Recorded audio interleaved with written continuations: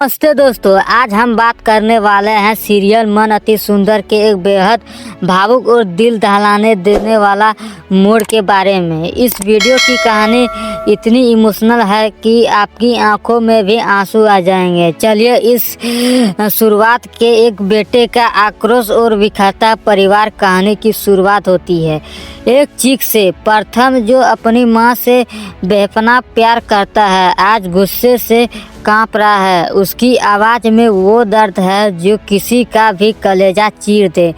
वह अपनी पत्नी राधा की तरफ अंगुली उठाकर चिल्लाता है, सब कुछ तुम्हारी वजह से हुआ है। आज मेरी माँ मेरे पास होकर भी मेरी नहीं है।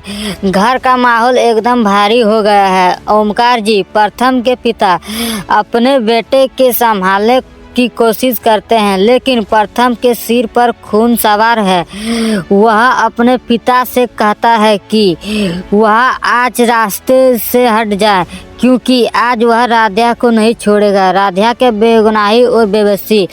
दूसरी तरफ राधा है कि जिसकी आंखों से आंसू की सैलाब बह रहा है। वह कांपती हुई आवाज में कहती है, प्रथम जी, गुस्से में कोई ऐसी गलती मत कीजिए कि आपको जिंदगी भर पछताना पड़े।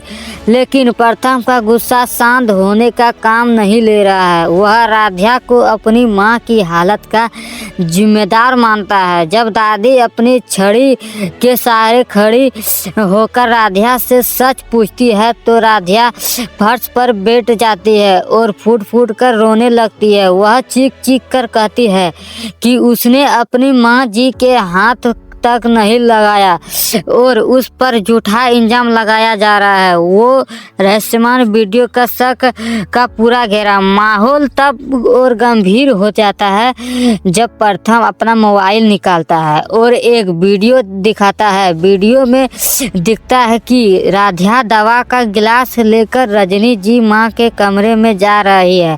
प्रथम की दावा है कि राधा के जाने के तुरंत बाद ही माँ की तबीयत अचानक बिगड़ गई।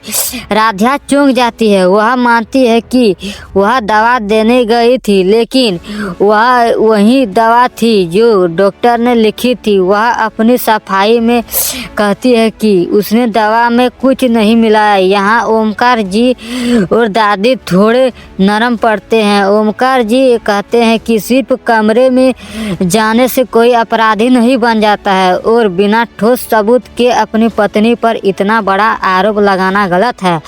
राधा का कड़ा फैसला। वीडियो के आखिरी लम्हों में कहानी एक बहुत ही इमोशनल मोड़ लेती है। राधा जो अब तक रो रही थी अपने आंसू पोंछती है और हिम्मत जुटाकर खड़ी होती है। वह भरे गले से कहती है, अगर आप सबको लगता है कि मैं दोषी हूँ तो मैं इस घर से चले जाऊंगी, लेकिन जाने से पहले मैं उस असली गुनहगार का चेहरा सबके सामने लेकर आऊंगी जिसने माँ जी की यह हालत की है। यह सुनकर पूरा परिवार सन्न रह जाता है। प्रथम की आंखों में अब भी गुस्सा है, लेकिन राधा की आंखों में अपनी बेगुनाही साबित करने की आग है। दोस्तों, यह कहानी हमें सिखाती है कि गुस्से में लिए गए फैसले अक्सर रिश्तों में ऐसी दरार पैदा कर देते हैं जिन्हें भरना मुश्किल हो जाता है। क्या राधा अपनी बेगुनाही की साबित कर पाएंगे? क्या राधा अपनी गलत का एहसास होगा? यह तो आने वाला वक्त ही बताएगा। अगर आपको यह इमोशनल